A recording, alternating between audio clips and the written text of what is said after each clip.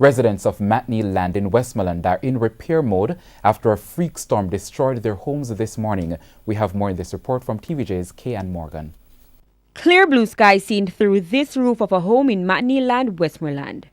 All that in contrast to the mood of the people who live here. Their home was damaged by a freak storm this morning.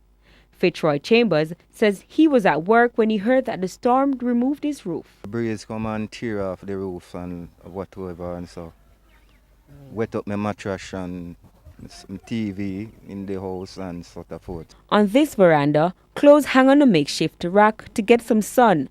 They got wet in the midst of the wind and rain.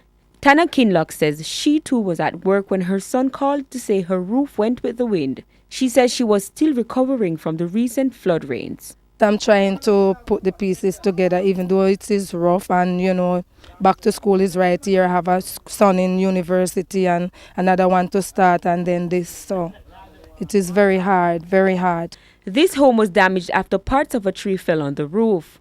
But despite the challenges, residents say they are now focused on repair work. The people here are no stranger to disaster. In May this year, heavy rainfall wreaked havoc on residents in Westmoreland.